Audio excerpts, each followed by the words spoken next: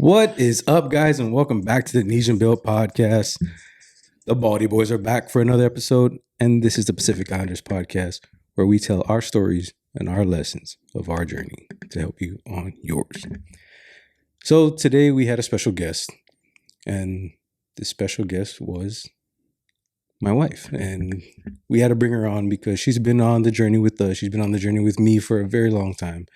So we go over, when we first got together, we go over 75 hard, we go over the marathons, we go over parenthood and a bunch of other stuff, you know.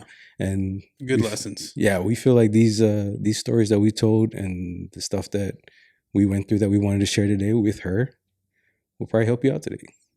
Check out the episode. It's for the money, would have gave up long ago. It's the passion and the drive buried deep down in my soul. It's ambition, I'm too hungry, I ain't never getting full. On a mission, it's a battle, locked and loaded, bulletproof. On my mission, on the way to the top. Got my whole team strapped. It's recording. Audio's recording. Okay, so we are recording. So anything you say or do can be held against you in the court of law. Danger. Wow, that heater's working, boy. Yeah, you feel it? I don't feel shit. You don't feel it? No. You can turn it towards that. Towards that. It's cold. It's cold. My hands are freezing. Yeah. You work out this morning? Yeah, in my sleep, boy. Fucking guy. That's why you tired. That's why you got full sweats on. How many days a week do you work out? Whatever my run thing is, like 4 or 5. Okay, so you don't lift anymore? And then on my off days, I'll lift just a little bit at work. No more gains, bro. Muscles are gone. Yeah. They're still there a little bit. You're looking kind of soft. I was going to say, do you feel a difference in your body composition? A little bit. From like a year ago. Yeah. No, not even from a year ago, from when you started. I feel, running. I'm not going to lie, I feel a little bit more flexible. Yeah? Like you can do the splits now? No. Like I can look a little bit further back behind me. Because my neck is not as getting. So when's the last time you ran them? Day for yesterday. I have to run today. So I did I did a speed workout day before yesterday. Then I took a rest day yesterday. And then today I'll do, I don't know what's on the menu today, but something. It could be another tempo or speed workout. Oh yeah. Are you just like doing speed workouts because it's short or what? No, it's on the, you haven't seen the Nike Run app? No, I don't know. Oh, that's what you use? Yeah. So that's what you're following a program. It's usually the beginning of the week is a 15-minute. It's only 15 minutes for the first day. Recovery run, and then it's either a speed workout or a longer recovery run, and then two speed workouts, rest days, and then a long run. That's the formula. What's the longest you've gone? Still 10 miles. Still 10. That's fucking long. I know. That one hurt. I got to do it. I'll do it over in this week. What? That might be the one tomorrow. Is 10 the longest before the half marathon? No.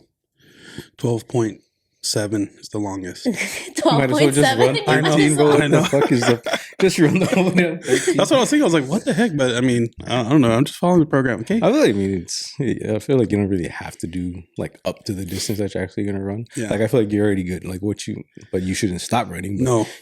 Since you ran 10, you should be able to run. Yeah, that's what you said. Yeah. Yeah, it's because like some people like they only run like 6 and then. But I did feel better running at 9 miles than I did the 10 mile. Yeah, because I fucked up in there. Yeah, started too fast. Yeah. It's like Brian the other day. Remember Brian said he's like, I ran 6 miles. Like that was the longest I ever ran. Then I ran a half marathon and it felt fine. Yeah. Some people don't even train. Yeah, but that's when yeah. If I didn't train, that's gonna show. Yeah. So I got to make sure. Train. Well, mommy, you've been training a lot, especially since we've done all the 75 hard stuff, and you've definitely trained more. But we're gonna start from the beginning and kind of go towards That's what I want to know. Yeah, because I don't think Mark even. I mean, you were running before any of us were running. Yeah, yeah. Right? But we're gonna go even further back than that. We're gonna go back to you're born and raised in Saipan, right? What was the childhood like? What was everything like? What was it like growing up back on the island, back on Saipan? Well, for those who don't know, I grew up in Saipan, Kobler. I grew up in the ghetto, kind of. But yeah, I'm from Saipan, grew up in Kobler. I don't know. What else do you want to know? Oh, what was childhood like? What was parents like? What was traditions, anything you guys did, any like good memories that you think you've brought on as an adult that you really remember that, kind of sculpted you to the woman you are today? Yeah. When did you even leave Saipan? Yeah. I left Saipan when I was the first out of my graduating class to leave Saipan. Our graduating class. Yes. So class of 07. As soon as I think we graduated like June 6th, and then June 7th, I was out. I could not wait. Didn't waste any time. No, I couldn't wait. I just knew, like, growing up there, I was like, I cannot wait until, because at that time, Kevin, my younger brother, and my mom were already living in New York. Mm.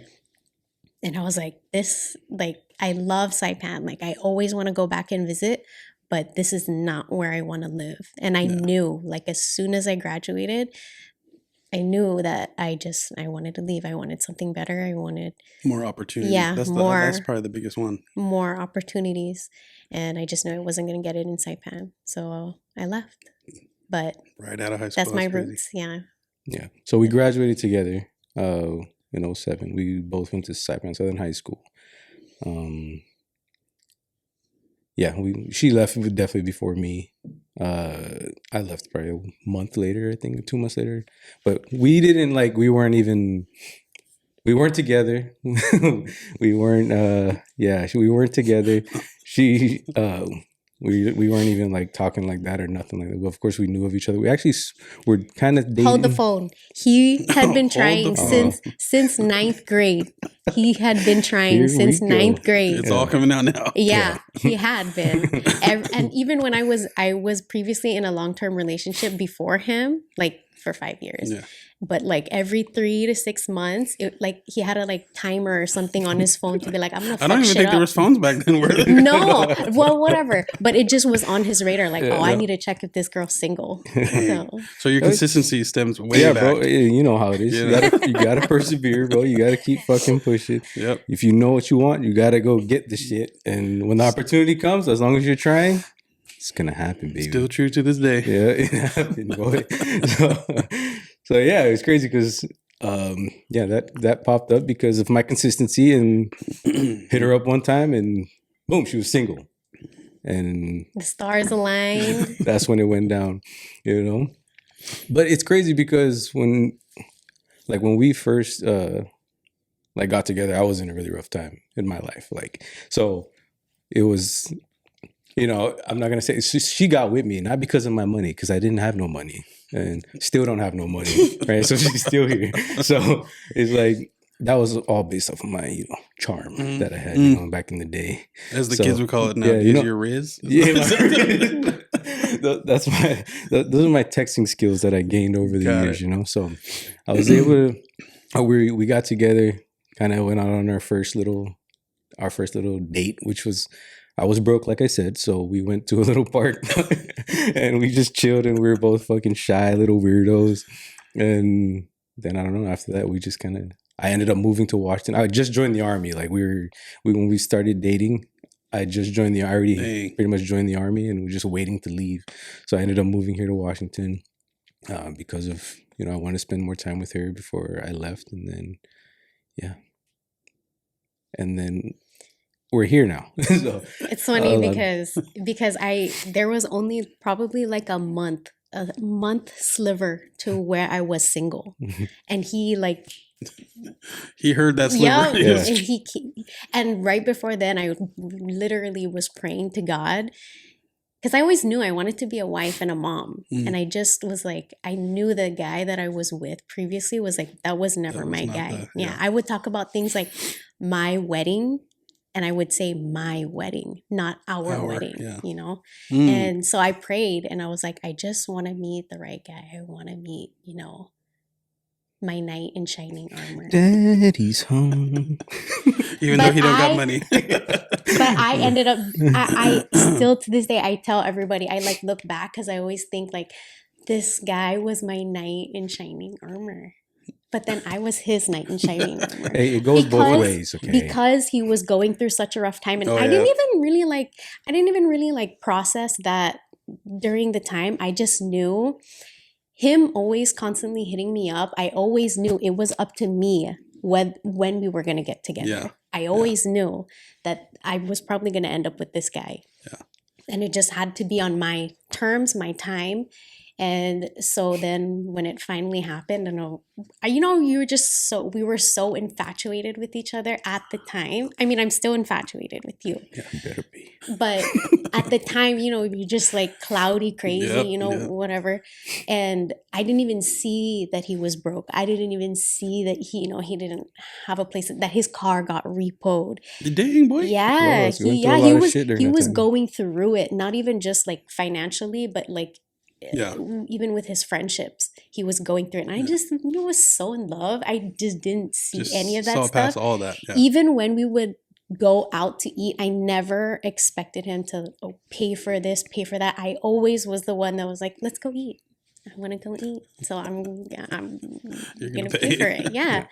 And so, even during that time, I was just like, that's my guy. That's you the one. And it's crazy, bro, because there's a lot of things that when we got together, like I didn't know anything about. Like I didn't grow up going out to eat with the family. I didn't grow up, or I didn't, even when I got out to the States, never went out eating like, to dinner or nothing like that. We didn't go out. I didn't know how to tip. I was 21 years old when we got together, or 20 years old, and I didn't know how to tip. I didn't know any of that shit. I was a broke dude, bro. You got with the seasoned girl. Yeah, so. bro. And it was like, I was all about that just life. Cultured. And I was a very like, I'm like a man kind of man, like I'm a guy's guy. It's like, just a simple dude. Yeah, I'm a very simple dude, and man. And I just never like, I never thought of that stuff. I never like cared to go do it anyway, and I always just thought about like, hard shit's supposed to happen. This is what it is. Whatever. I'm not supposed to talk about it. I'm not. I'm just supposed to deal with it, kind of thing, right? And then she came along. That's why like she knew about the stuff, but like I didn't have like really.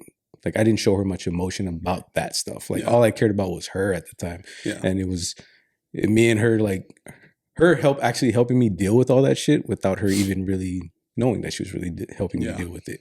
So I was able to get out of the mindset of all the shit that was going wrong. But this one thing was going right, and it was going exactly the way I needed and what I needed at the time. Yeah. And it was just a really crazy time. That's why it's so crazy how the seasons of life, how even us as like when we first got together, like how she talks about we're infatuated with each other and stuff like that. Like, bro, the biggest thing for me when I was in basic training was her letters, bro. Her letters got me through like some of those. And the one thing that really pissed me off, like really made me fucking go crazy. I was cool like throughout basic training, all the shit that pissed me off, and the dumb shit that I saw like other dudes would be crying about or just fucking like mentally weak. Like that shit, none of that bothered me. I knew it was all just a game. But when it came down to, they dumped out my locker and all her letters were just fucking wet, and like they spilled fucking soap and shit all over it. Like for what? But it was just after the weekend when she came, that was what made it worse. Oh. So we finished the 11 weeks of basic training, and then we got the weekend off. So she came that weekend, and it's the weekend that Andre was created. Yeah, I gotta go back to that though after this. So I got back after that weekend. When we go up to our rooms, bro, all our lockers are dumped. Everything that was in our lockers is dumped out. It's just a mind fuck. They're just trying to mind fuck you, right? And I go up there, and all the letters that I put in the folder that were from her throughout those 11 weeks, they were all just wet, like soap and shit all over it. And that's the one thing that kind of fucking really got to me. Like I was like, this is the one thing that's fucking getting me through, and you guys fucked it up. But it's like one of those things, deal with it. But we're gonna go back to Andre being born that weekend, because before that, born or created? Created. Conceived. So before that, before I went to basic training, and this is why I like another reason why I like take health, and we take health very seriously, because before I went to basic training, we were trying, bro. Like we were trying hard to get pregnant. Like we didn't care. We were so young and just so stupid. We wanted. Hold up, because mom and dad don't know that. My parents don't know that. So they don't know that both of our kids were not accidents. They were very much. They were trying. They were very much. We'll talk about that too, though. We have to go to the story about when we had to tell. But before that, bro, and this is before I left the basic training, minimal working out, getting ready for basic training kind of thing, right? Drinking all the time, eating like ass, just a young kid, just doing all that shit, wondering why at that time I'm thinking, I'm shooting blanks, bro. Like this is not going. What is wrong with me? There's no way that she's not getting pregnant. This is crazy. And then after 10 weeks of fucking being gone, You got the call? super sperm, baby. Like that. It was just like that. It just happened like that. And Once again, the stars aligned. yeah. It just wasn't time. It wasn't time. That's why. That shit was crazy because I mean she left, she came, and then a couple weeks later, she, we get the call every now and then. Yeah.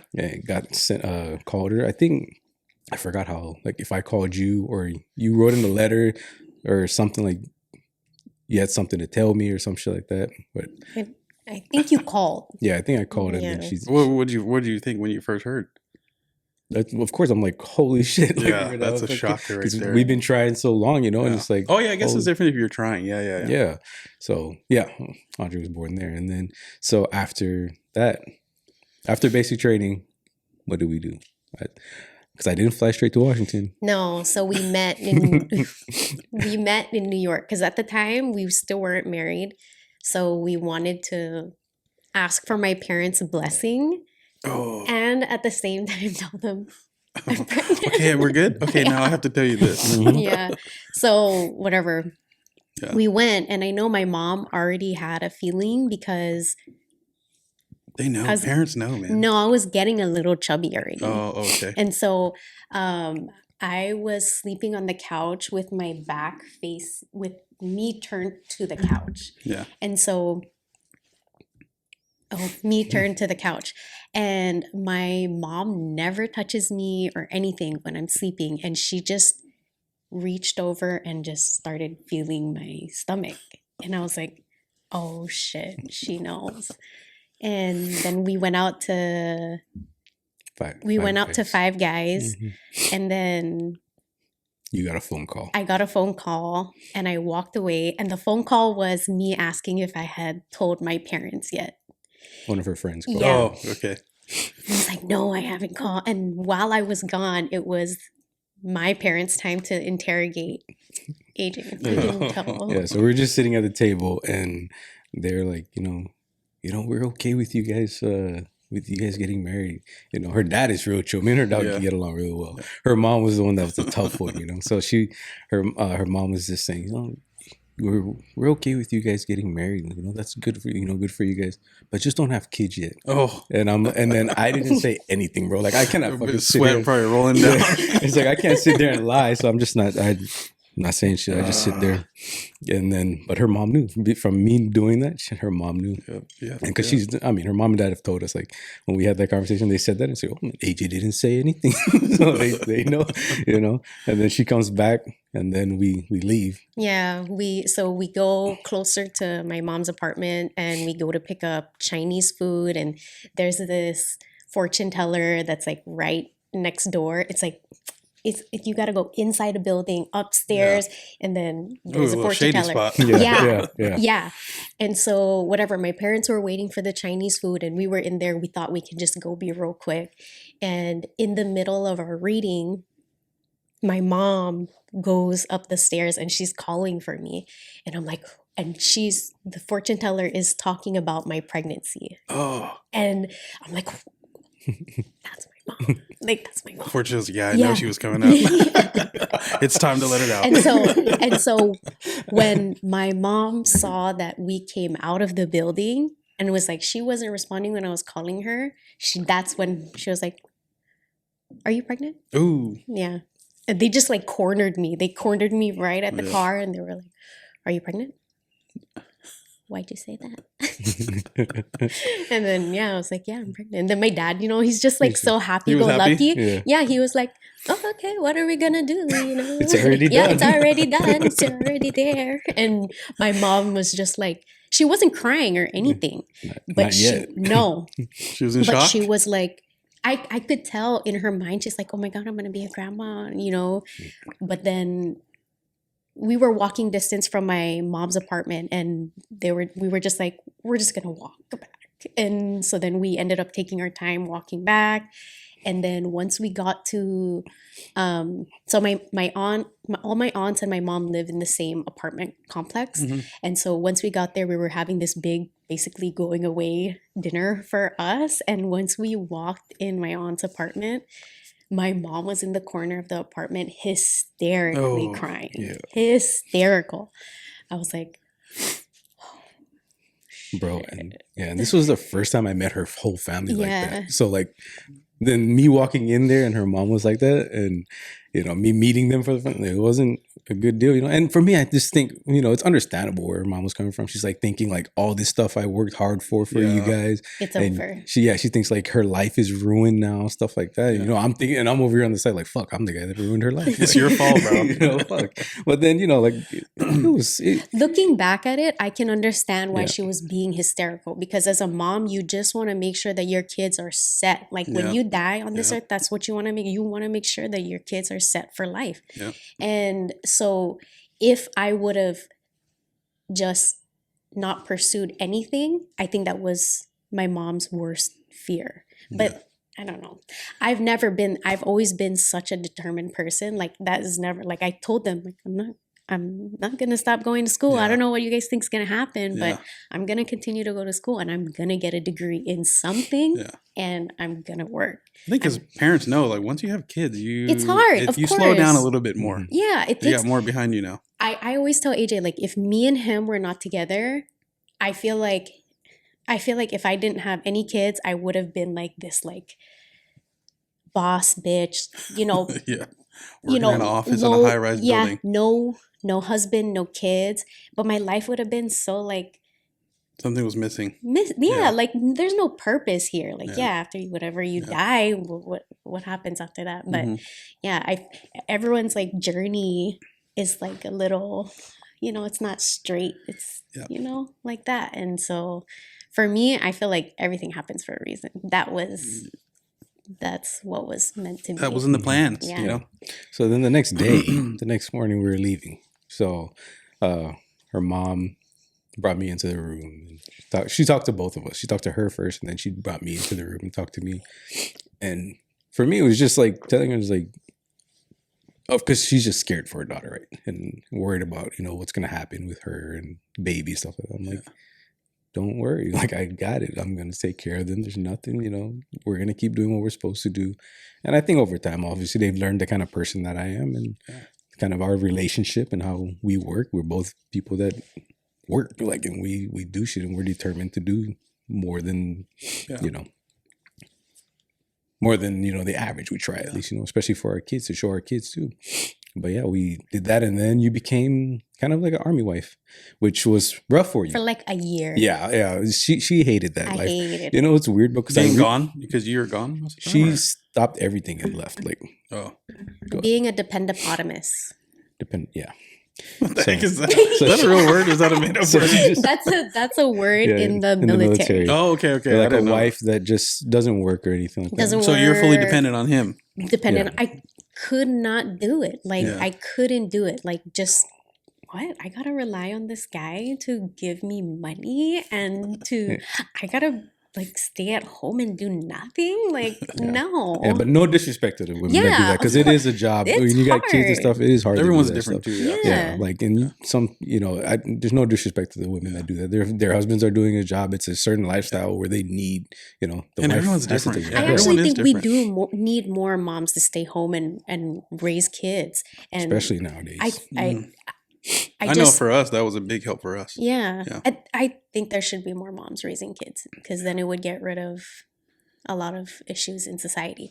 But it just wasn't for me. I just knew that I needed more, and so so she was in Kansas for about a year. Yeah, about a year, and that was a different season in our relationship. That's one of those times where we were tested a lot. We didn't have a lot of money. We lived in small apartments. especially the second apartment. Where when I knew she was moving back, I got a smaller apartment to save some money. $500 a month. $500 a Damn, month. you can't find that anywhere. Yeah, here. bro. And Yeah, but you also hated it. found some stuff in there that you're not supposed to find in an apartment. Yeah, bro. Like it was pretty fucking ratchet. Like, Oh, okay. Like that place was. teeny tiny roaches. Oh Yeah. yeah, That place wasn't the best at yeah, all. That's bad. And that's where Andre started walking. That's where he took his He's over here first steps. stepping on cockroaches as he was walking. Bro, I went Yeah. crazy trying to clean those carpets before we moved in. Oh yeah, yeah, she did. And then The struggle. yeah, and then she, we kind of dealt with that because so she came back, and this was, I don't think we knew, or yeah, we did know. I re-enlisted to come back to Washington. So I re-enlisted, got another 3 years on my contract to come to be stationed in Washington. So ahead of time, she moved back. It was like November or something like that. I think it was the day after Thanksgiving or something. Yeah, I think something like that. The day after Thanksgiving, and then I was coming back here in February. So yeah, we went through our stuff over there. It was tough time in our relationship. First kid, newly married, very new for her, leaving Washington and basically changing her whole lifestyle from her working and making all her own money, going to school and stuff like that. Then she moves over there and she's like not doing any of that. So and that was really hard for her. I know it was. Yeah. But at the time, as a young guy, like it's crazy when you look back in hindsight, right? It's easy for me to understand those things now. But at the time. But the kind of guy and the person I was at the time did not understand that and tried to push my way onto things. That's what made our relationship really hard during that time. Was I was trying to be this dude that didn't understand shit, but I'm over here like, this is how it should be, this is how it should be, this is how, and I feel bad that I was that guy, There's a lot of things that I had to grow out of being a fucking retard, And we learn more Yeah. as time goes on, the wisdom kicks in eventually, and then, So we move back, or we get back to Washington, and then, things get a little bit better. She's home, she feels a lot better out here, family's here, stuff like that. And it's basically where we came from. We have a lot of, families that basically we've joined, and, we've been really close to it. And then we all became really like close. So everybody together made it really cool. And then we're going to go ahead and fast forward past those times, which were good times. Still a lot of, different things that happen. Different seasons. Different seasons for sure. Very many different seasons of, growth and craziness during those times. But then I want to go into like the whole like fitness stuff and the 75 hard stuff. Like I think, well, let's even go before that. So COVID, like I think COVID is what really got us awake, like it woke us the hell up about not only like our health and stuff like that, but also society. Tell us about what you think was the game changer, or what like really woke you up during those times. Like, because I know when it happened, it was you saw it a certain way and then it kind of flipped for you. So what do you think?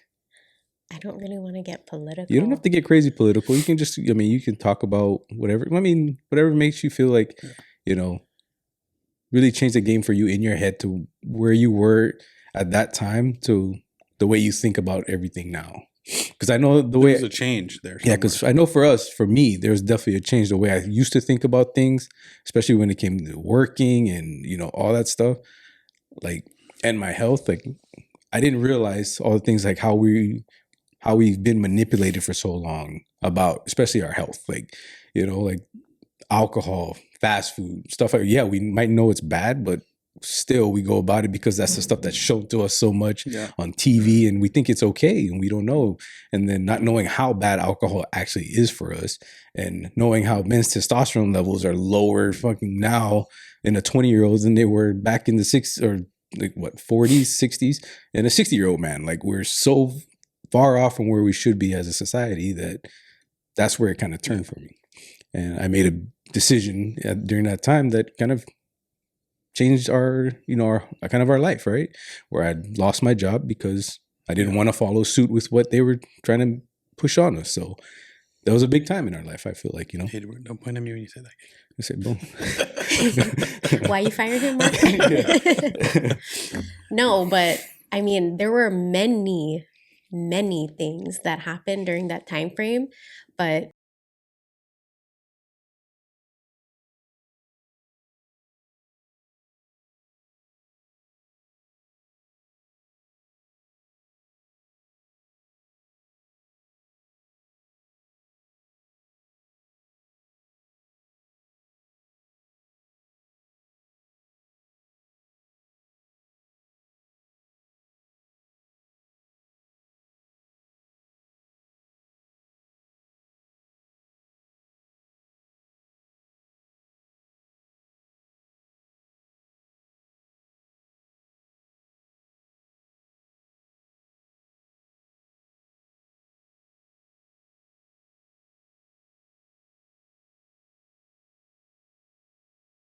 you're by yourself. Why are you wearing a mask? Like, I feel really bad for you because you think that we are the crazy ones for not wanting to do all that stuff, but you actually were the ones that are really super brainwashed because they made you believe that all these healthy people are going to get you sick. Yeah. And they, instead of pushing health, fitness, vitamin D, actual things that can help your immune system, nobody pushed that. Nobody pushed that. And instead they were pushing things that, oh, they're going to close the gyms. They're going to close the gyms because, oh, it's, you know, too close to each other. There's sweat that you might be, and we're going to have all these food, what do you call those places? The COVID pop-up sites. For Yeah. the shots? Yeah. Oh, yeah. The drive Those up that ones. shit was the drive-up ones. everywhere. Yep. And so it was like, no, actually, I'm gonna go do what I think is gonna help. The testing sites, is that what you're talking about? Yeah, the testing, the drive-through oh testing my God, sites. all of that. That Yeah. shit was like, bro, this is crazy. And everyone was like on board. Like, you know, it's so crazy to see how many people were on board. Like, I felt like we were watching a movie like unfold. Yeah. And like, we only had like a select few people who were like, Who resisted. And like, you know, AJ lost his job because of that. And I still like, fuck you guys. Like, fuck all of you. Fuck all of you that made this shit happen. And everyone just always says, oh, we were just following the rules. We were just, you know, we were following Governor Inslee's mandate. And then, you know, it's like, were you really though? Like, you know, and then this person is just following, you know. It just all from the top down. Yeah. And so it just was, that's what really pushed me to really focus on health. And then we started, was it during that time frame that we did Whole30? Or was it before that I did Whole30? It was it was during that time, because that's when you started running a little bit more, and then you started doing Whole30.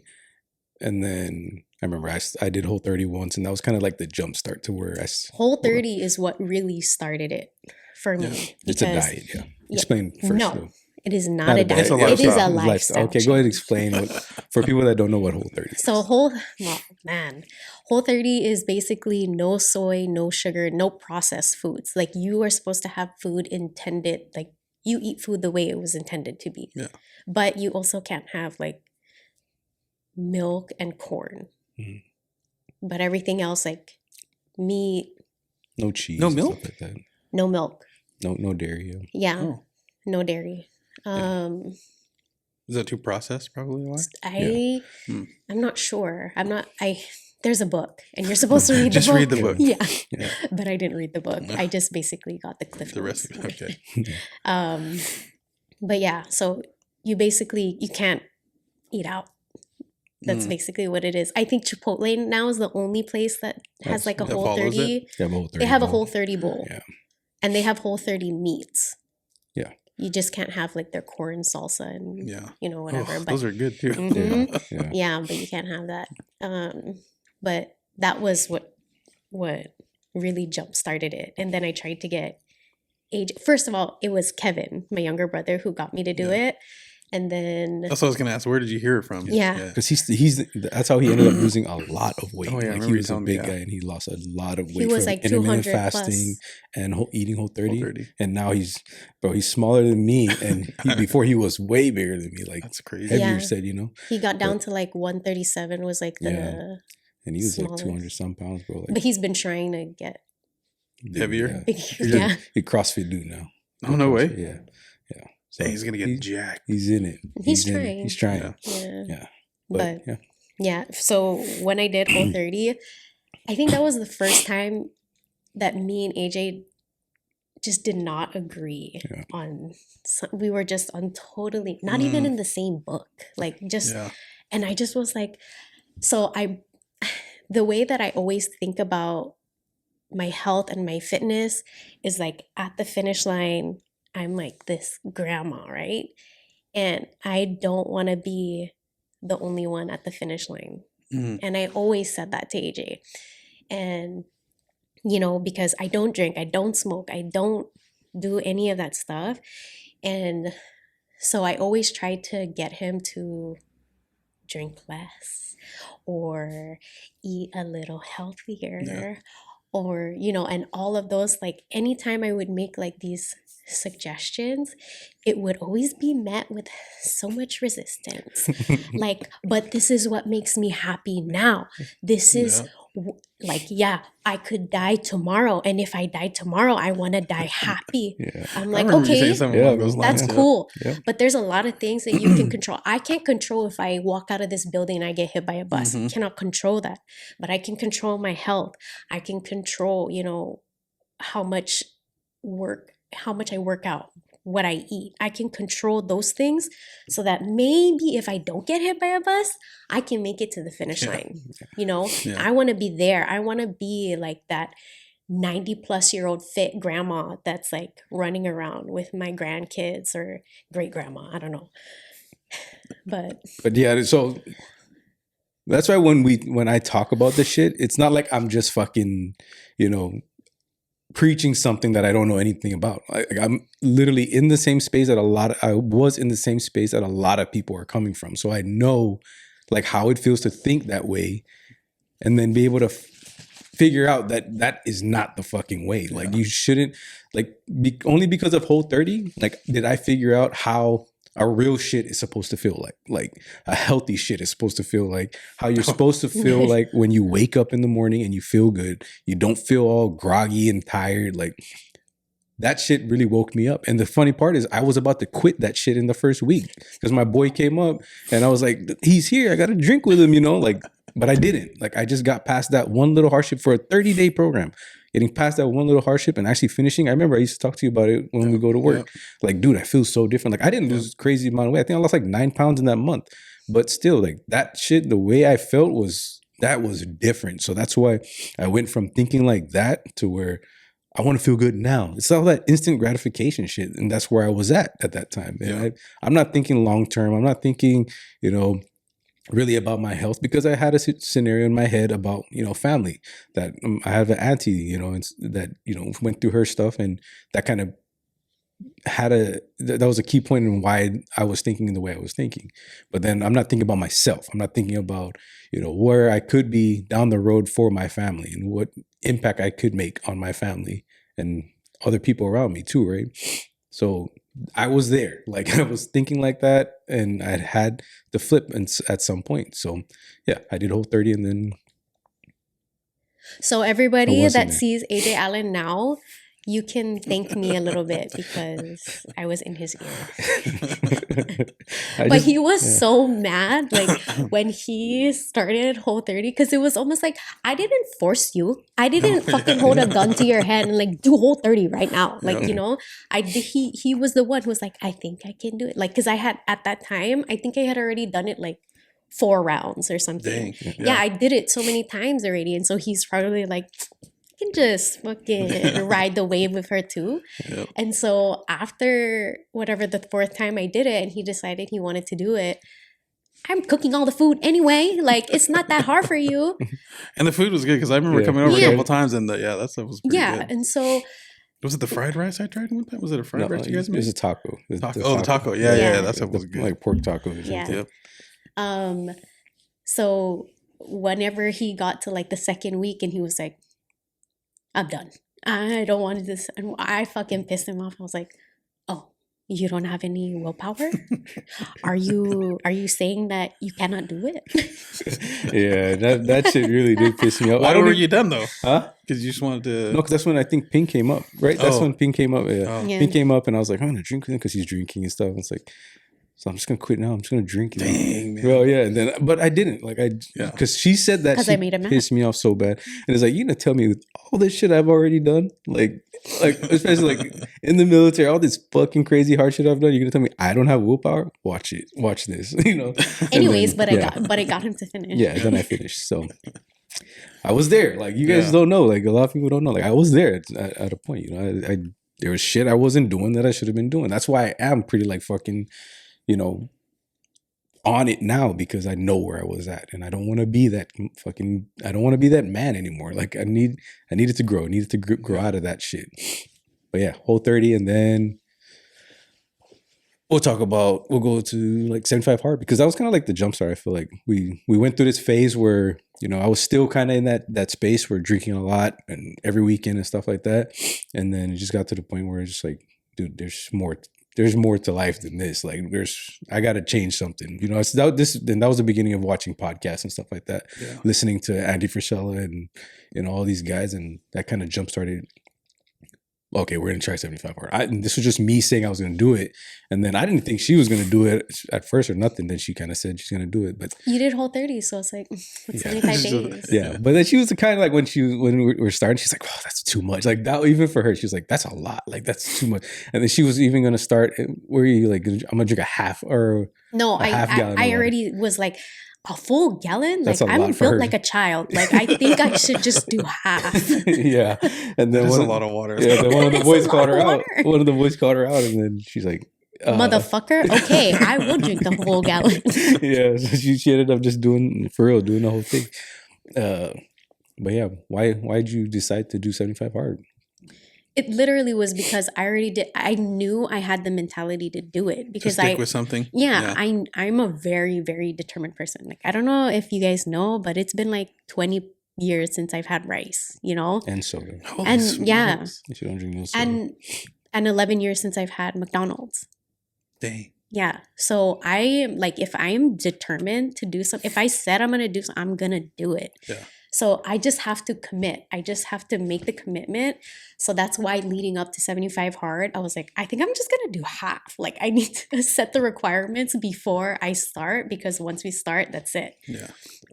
But yeah, I made the commitment that we were going to do 75 hard. And it wasn't like, oh, I'm going to give up. It's just knowing that, fuck, I got to do this for 75 days because I know I'm going to do it. Yeah. So. I feel like sometimes when people will start out with all that fire in the beginning, you know what I mean? It's that motivation. Then it gets to that point where it's just like, you wake up one day, everything looks great. I'm like, do I really want to keep doing this? You know? Maybe what do you this. What do you do to get past that? Or did you even experience that?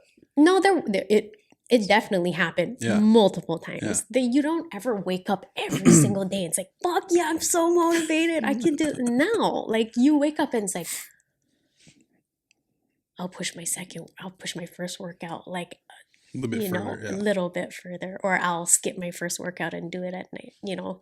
But that never happened. Like I felt like that, but I never did it. Like I always woke up at like 5 o'clock, did my first workout, and then started my day, and then did my run after. So you just pushed through it. Yeah, because I said I ain't no bitch. There it is. And then we also like, so another thing that a lot of people might, because you and Heather kind of dealt with the same way, where you had to overcome that, where you're doing it as a couple with kids at home. So that was another thing that we had to deal with, right? So it's like, all right, so one of us has to go. Like for the most part, I always did my workout in the morning, and then I'm gone most of the day because we're still sleeping. They're all still sleeping. Yeah. So my workout is done. I go to work and all that stuff. She wakes up even before the kids wake up, right? That's how you do it. And she'd get her workout in, and it's pretty much when I'm about to leave to work. So she's getting her workout done.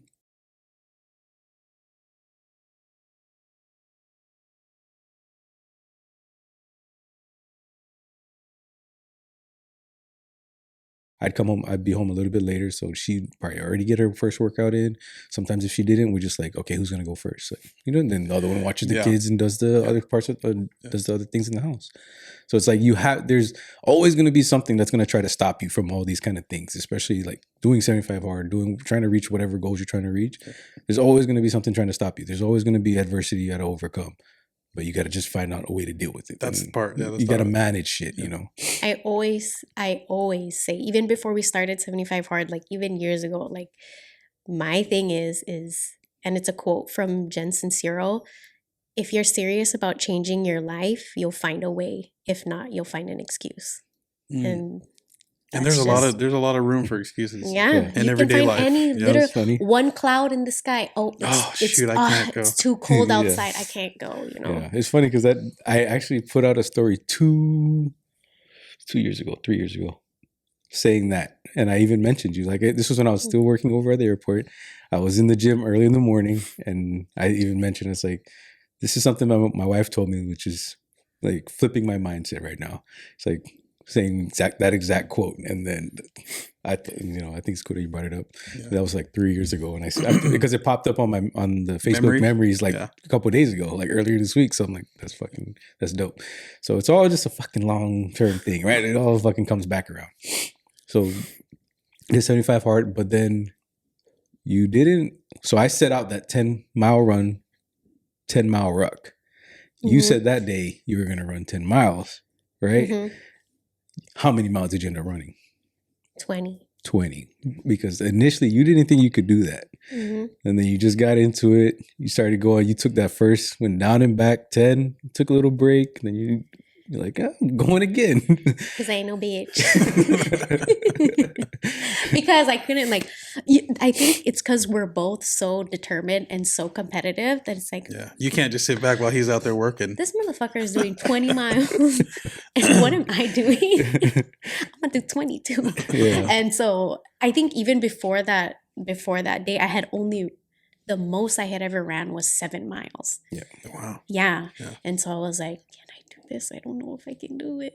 And that's the most you ever ran before that was 7 miles? Yeah. Oh, dang. 7 miles. And she ran 20 that day. That's a gap. That's how you know, like that 75 hard, that shit is just the mental game. All mental. Yeah. It for me, it just really opened up what you're capable of. Like it opens up your mind to what you're really capable of. Imagine if we didn't do it, we wouldn't have done that shit, and then we wouldn't have done all these other things that we've done, these past year or so, right? And I thought, that was fucking dope, bro, just because of, we were all out there. Even a couple other people were out there, and they got like a 10 miles in, and that's stuff we weren't thinking about doing before, which is, crazy. But yeah, she did 20 miles that day. I did 20 miles that day, and then right after that, I think it's that same day or the day after, we were sitting on the couch, and I was like, I got to run a marathon. We're basically already there. Yeah, you did 20 freaking miles already. Yeah. And then I rucked it though. Like, you know what I mean? I ran and I rucked it. I'm like, we got to try running a marathon. Like, we got to try this. Like, but before 75 hours, you think I could do that? And there was no chance. Me and her were not thinking we could run a fucking marathon. She thought I was crazy just for bringing it up at first. We were sitting on the couch and she's like, look at this guy. He won't, won't chill out. We're still hurting from yesterday. Yeah. So it's like, that shit just it busted it wide open for us. But we did that, right? And then we didn't do anything that summer that had to do with no. And then I think we just went into like 75 hard after Labor Day weekend and stuff like that. We did it again. For the second round. Yeah. So we did 2 rounds of 75 hard. And then that one kind of led us into, basically use that to train for the marathon, the whole 75 hard, that second round. And marathon was dope. Like, that was a fucking good experience.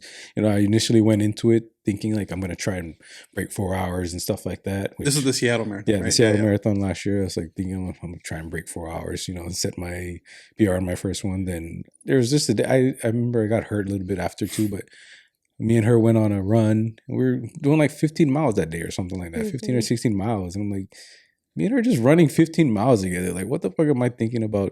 This feels good, me and her out here together.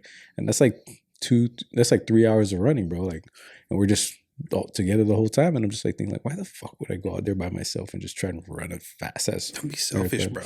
Yeah. And it's just like, okay, I'll be by myself. Yeah.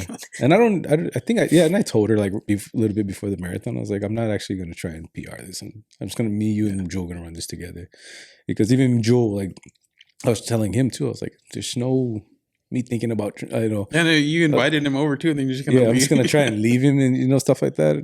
Because, but he was training, but we also don't know like each other's pace, and stuff like that. So, but because he's down in Oregon, but yeah, we ran in. What was the experience for the marathon like for you? Because you were definitely nervous for sure. Yeah, yeah, I can't lie because it was in the video. I got it on camera. I definitely was like that. I don't think I've been nervous like that. I can't even remember the last time I was nervous like that. I couldn't fall asleep. Wait, stand by. Now I'm getting nervous for mine. I was nervous as hell. I didn't get enough sleep. I woke up like just everything I felt like was just not lining up for me. Mm-hmm. And then even down to us eating the bagel raw Oh yeah, was like, we usually oh, toast The morning it in of? the morning. yeah, just everything I felt like wasn't like going how smoothly. And knowing when we were training at first, leading up to that whatever run that was, that he decided that we wanted to run it together, I was like, okay, this is cool. Like, I'm just training just to finish. There's no timeline in my head. But then when he said he was going to run it with me, I was like, then that means that, like, I don't want to be the weakest link. Like, I don't want to hold us back. Yeah. What if I What if end you up, stop? what if I fuck up my ankle? What if, you know, and then it was actually him that cramped up, you know? But I was like, oh, okay, I don't want it to be me. I don't want it to be my fault. But yeah, but the whole experience was really cool. I don't think that I would have finished in the time that I finished if it wasn't for AJ and Joel. Yeah. Because it does, like, you think that the energy isn't really like a big deal, but it is, like, because when one of us is not feeling so good, it's like, okay, but we have each other to, you know. You don't want to let the other one down. Yeah. And so it just was like, all right, guys, we got this. We only have so-and-so left to go. All right, you know, just having each other. What point did it feel easier? Or did it feel like you were going to make it the whole way? When we were on the bridge, it was a little bit. Yeah, 520. That was the toughest part for me. Like, not is that one toughest. after you guys first passed me? That one? Was that the 520 bridge? No. 520. Well, it was a little bit after that. You're talking about the 520 bridge, the floating bridge. Yeah, that part was rough because it just felt like it just kept going, and we knew we still had to run back. We just like, holy shit! Yeah, this bridge felt like damn, and there's no potty break. Yeah, dude. So it was like constant. It was a long run, but then right before that too, like I think it was like mile 6 through 8, something like that. And this girl, bro, like that's when I was talking about like how she just started sprinting downhill. Because I told her, it's like every time we get a downhill, we use it. We just take advantage of it. You know, don't slow your feet down. Just let it take you, and then after that, we can kind of slow down. Which I still don't understand that, bro. I've been going down a hill. I'm like, what is he talking about? The only thing you don't ever feel like your legs are just. I think maybe because I'm heavier. That's a difference. It's a difference. That's why. Me, I feel like I better fucking slow myself down before. But you see, you slowing yourself down, you're forcing yourself to slow. If you just like let it go. Yeah, that's what I mean by it. I said I'm not saying if I let it go, I'm gonna roll. Yeah.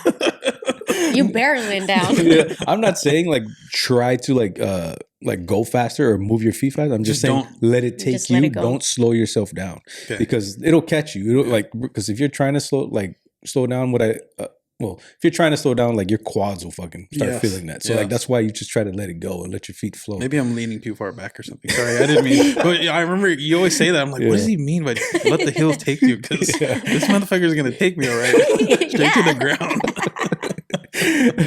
But yeah, we were coming down the hill, and then I told her and Jules like, when the hills come, just let it take us. She was gone, bro. She didn't even care about me and Jules. Like as soon as she saw that it was hill, she was just like flying through, and I was like, I couldn't like try to. I didn't want to go that speed to catch her because I had that whole like behind the knee thing, and I felt it kind of like grabbing a little bit. I'm like, all right, I'll let her go. I'll catch up when we get to the because she's going fast as hell. I'm like, oh, she feels good. Let's go, But that was like mile 8 or something like that. I think it was, and then we just kept rolling, bro. Like it was at mile like 23, 22 when I ate a drink of GU gel, and then started fucking feeling I got the stitches or whatever the hell that shit's called. It was really bad. And then we slowed down quite a bit there. And then it felt like it was just forever before we ended. And like the last 2-3 miles felt like forever. But dang. Yeah. Isn't that about where people feel it, or about 2023? They always say, like, when you tell anyone that you're going to run a marathon, they always say the marathon really starts at mile 20. Dang. Yeah. Sometimes they say 18. Yeah, I've heard 18. It started at 15 for a minute. Yeah. But you finished, and we finished that shit done. Yeah, we got finished in hills 4 were hours. a concern. That was the first thing you mentioned after. No, I couldn't. You guys weren't ready for the hills. No. I couldn't believe it. Like, do you know the San Francisco Flower Road? I can't remember what it's called. Oh, is that one with a bunch of those switchbacks? Yeah. Yeah. I think I've like- seen it. That's like how steep it was. Dang. And when we came up to it, because at first I freaked out about. Once we Remember, turned. right before that, I like freaked out about like this smaller hill, and then AJ was like, "It's just right there." And then we turned, and then once we turned and we saw the actual hill, I was like, "Oh, Oh, the hill's Yeah. not in the half marathon. Yeah, bro. Because you see people were like running up, and then once they got to the hill, they just stopped and walked up it. And I was just like, no, we're gonna run it. We're gonna just don't walk. Just move your feet like Just you're keep running. moving, yeah, yeah. just move. We're not going fast up this thing, but we're just gonna move like we're running. Just one step at a time. Yeah, yeah." It was like, oh my god, yeah. It was crazy. It was pretty damn steep, bro. I couldn't believe it. I was like, we definitely did not train for that.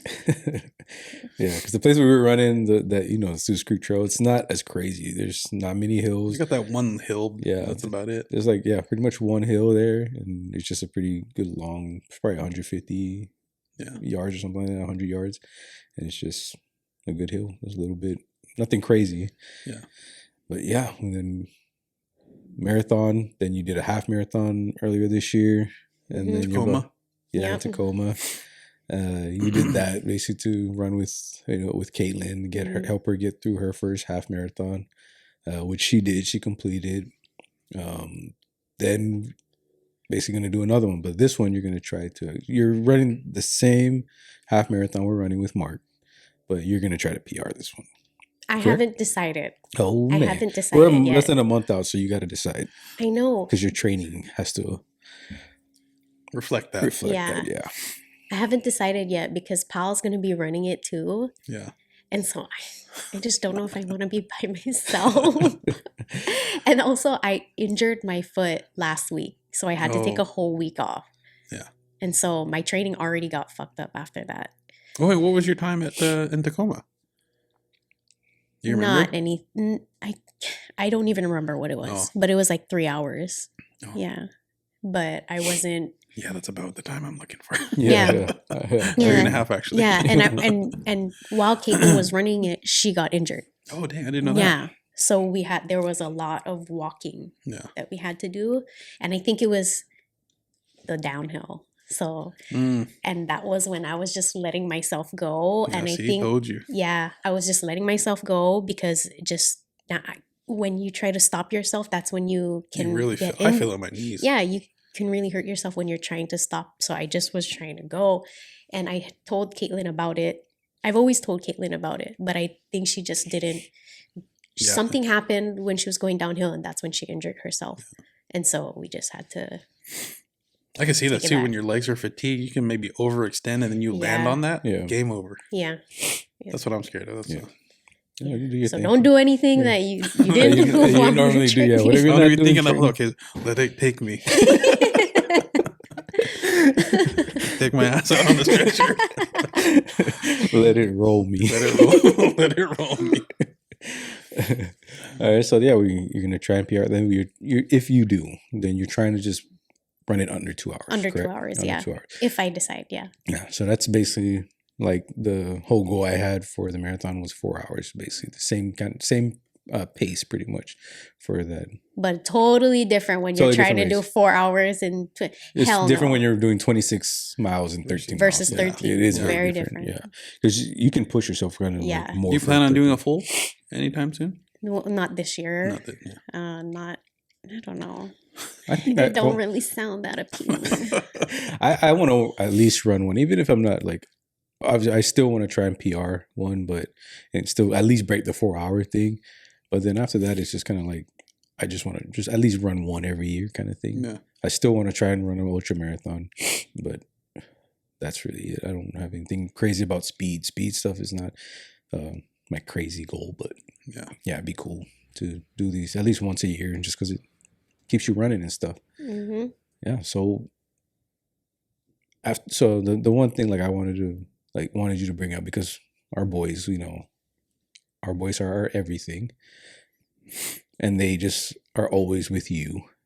So they Like in the bed. I saw your story last like, night. yeah, like I'll go for some quiet time and they're Our just bo- there. our boys are just like I feel like Andre's like our oldest. Like Andre's is like he's coming more towards me because he's getting older, right? Like he's growing and he's trying to like learn this kind of man stuff, and you know, this and that. But Chance is just like he would marry his mom right now if He he says could. it all He the says it time. all the time.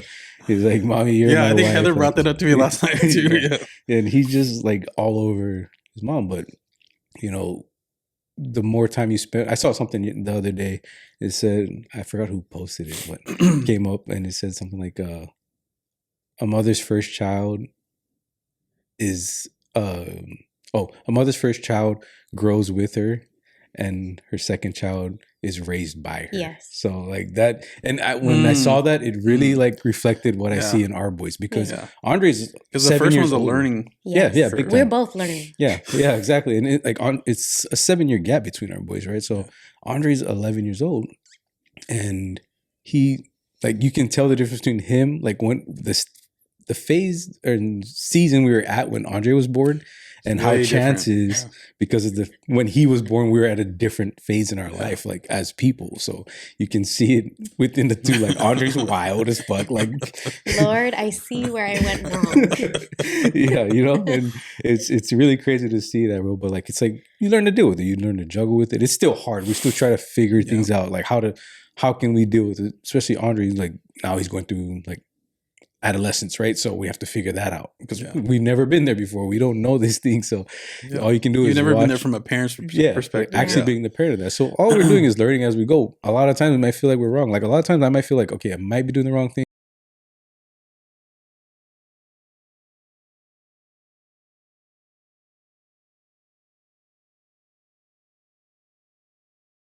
When it comes to like you being a mom and you know, raising the house, basically being a head of the household, when because you're always with the kids and stuff, right?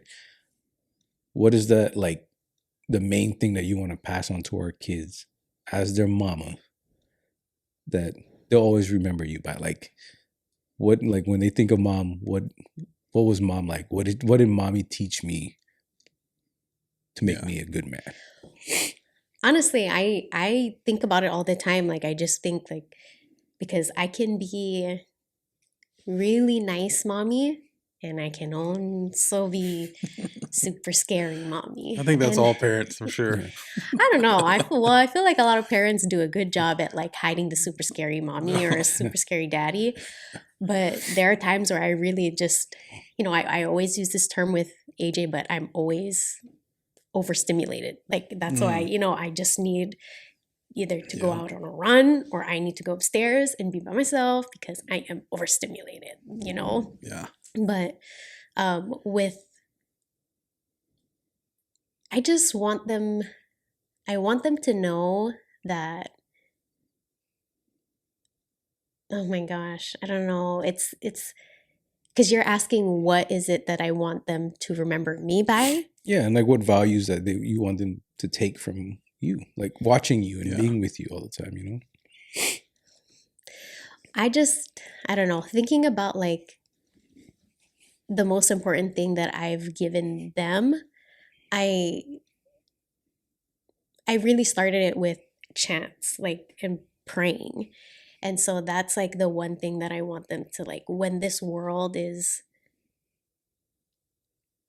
against you, or when this world is not the world you want it to be, I want them to always fall back on their faith. And so I don't know, that was like the one thing that I just, when I leave this earth, I just want to know that they, at least if they don't physically have me, that they can rely on their faith, prayer, and that type of stuff. But That's a good one. And yeah, that's big. That's deep. yeah, because I didn't do it with Andre. I didn't do a good job with, and honestly, it really shows. Like, I did when I started implementing it with Chance. I also implemented it with Andre, but it's like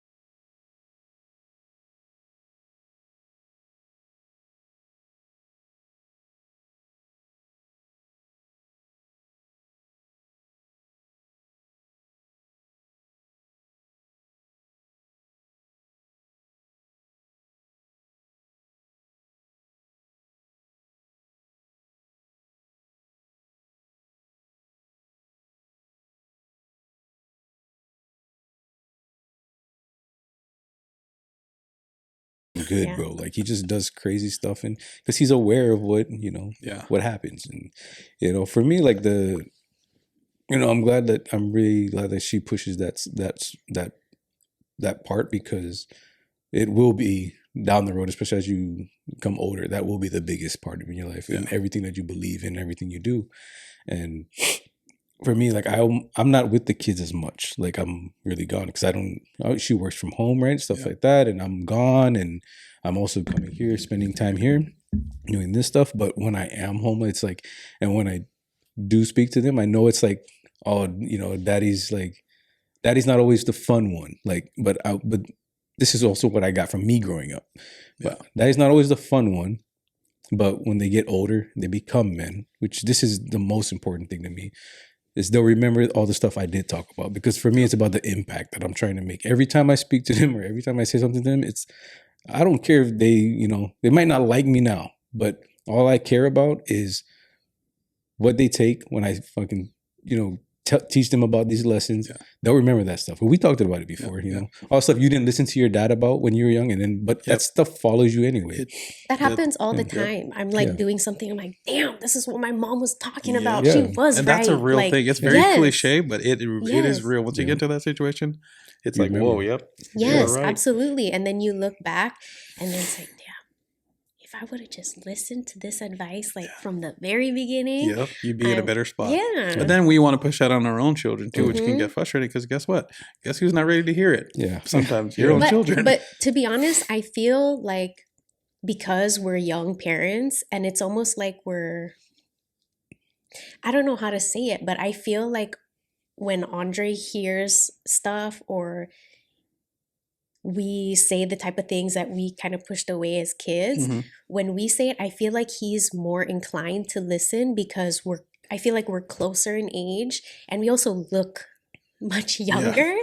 So I feel like he is soaking it in more. So I feel like he is, he may not always listen, but I feel like he is like, oh, this is what she meant. Like, okay, you know.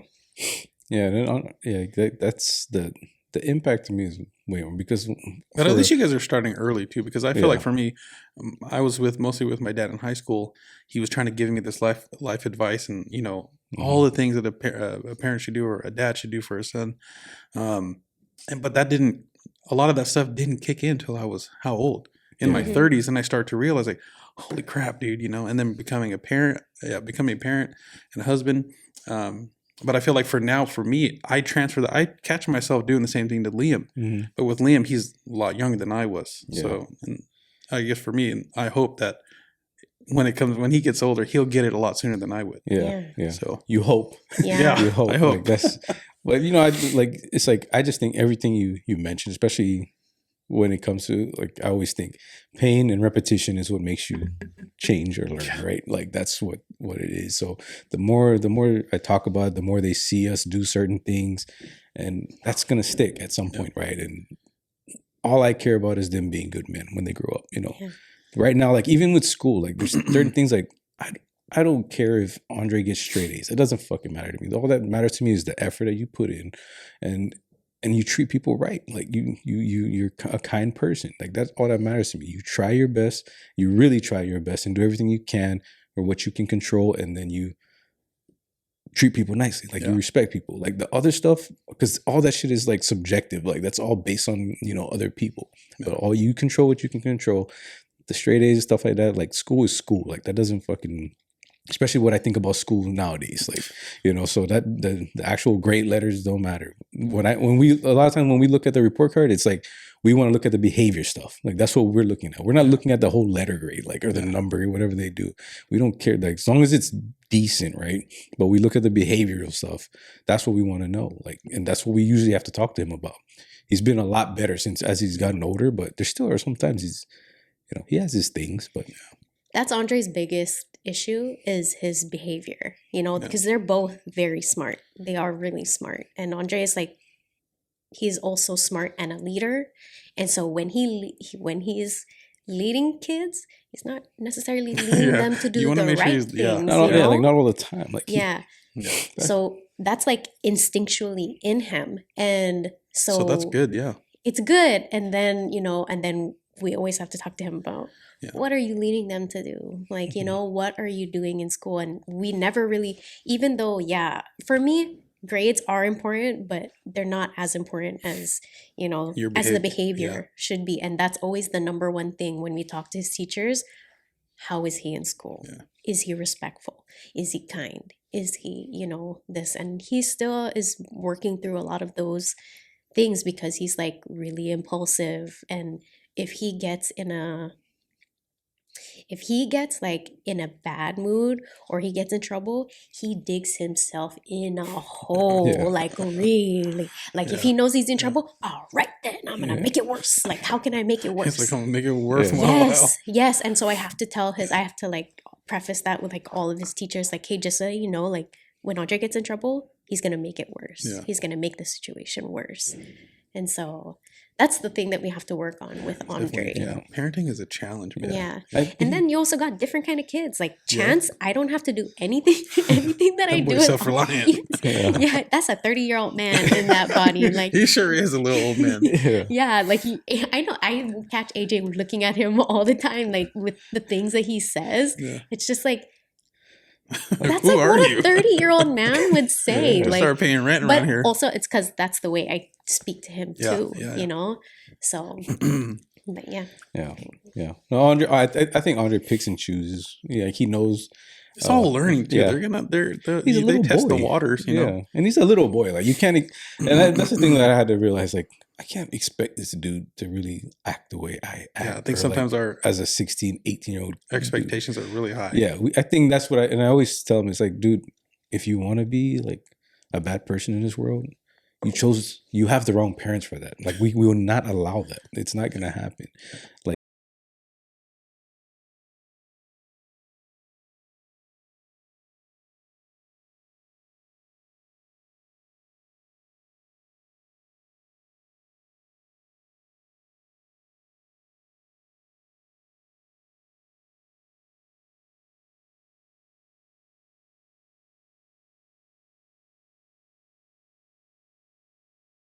And it's funny honestly because there's a lot of times where he does something wrong and I'm not even looking. But literally God will tell me. He will tell me. Like I and you know, like just recently he came home with $50. And it's almost like he rats himself out because then he comes home with $50 and he's like, oh, I sold my Heelys, you know, and just has this like elaborate story. And I'm like, motherfucker, I know you're lying. Like, I know, I can tell that you're lying. Yep. And so whatever, I let it go. I told him, you know, if I find out that you got that money from something else, then it's going to be a different story. I already let it go. And then the following day, my dad calls me. He's like, hey, did Andre tell you about the $50 that he won from a free throw contest? I'm like, oh, You're like, what? that's interesting that you told me that because I didn't know that it was from a free throw contest. So then I text AJ and I'm like, did Andre tell you where he got that money from? And then he's like, yeah, he said he got it from selling his Heelys. I'm like, okay. So then I wait for him to come home and as soon as he came in, I was like, I'm going to give you one chance to tell me where you got that $50 from. And then he puts his bag down. I was like, okay. I won it from a free throw contest, you know? And then I was like, okay, so why is it $50? Because he's like, because then we were going back and forth and then Hassan won it and then I won it. And then the girl who gave the money was like, okay, well, I'll make it $50 and whoever, you know? And so I was like, so you scammed a girl basically for $50? And it's like, no, but she gave it to me. And literally I was like, okay, when she gets home from school, we're going to go over there and I'm going to give that money back. And I'm going to ask her if she gave that money to you and why she gave it to you. Yeah. And so he told me, you can ask Hassan, you can. And I'm like, okay, whatever. Literally, he goes to his room and then 2 minutes later, this boy comes knocking on the door. And so I'm like, hey, were you and Andre playing basketball yesterday?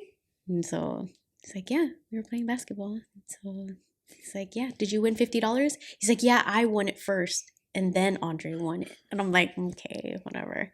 So, yeah, it's just, I wasn't even asking for it. But Yeah. then whatever, we came home and then I went back to the girl's house, knocked on her door. You end up giving it back? Yeah. Oh. I made him go get the $50. That's a lot of That's money. a lot of money. That's a lot of money. That's a fine line too, though, because I from the stories I've heard, your son definitely has that. He's very got that. entrepreneurial. Yeah, he's got that in him. And Yeah. I can't. That's why I can't that's something I'm never gonna try to stop him, because that is the one thing that many kids don't have. And But I also don't want him to scam he's not gonna kids. scam people. Yeah. Like, I don't think that's because what he did was wrong, and because of what you did, is gonna teach him that lesson, Yeah. right? Yeah, so yeah. it's You don't want him to take advantage of people he's like not that. gonna- Yeah. that's not what we want to obviously. That's why I said it's a teach him. fine line, because Yeah. he's got that grind in him. Yeah, that- he'll that grind for that. entrepreneurial- Like, Yeah. which is, it's cool, and I really love that about him. That's why I think he is special. He's gonna do something special Yeah, someday. I know, yeah. with the way his mentality is, he's smart, and And it seems like he's does got his that thing. determination. If he wants something, he's gonna find a way to Oh, get it. Yeah. And he's obsessed with whatever he wants, bro. Like, he gets really obsessed about it, and he just goes for it. So I would never take that away from him. Yeah. But it's just finding that balance of, okay, you grind, you be obsessed about it, but you got to still be good about it. Yeah. Like, don't be. You got to be a morally good Yeah, person exactly. about getting your Yeah, money. exactly. Let me be scamming little girls out of $50, Yeah, bro. Come on, motherfucker. man. Yeah, What the hell? don't be doing that. Yeah. You get an older person to do it.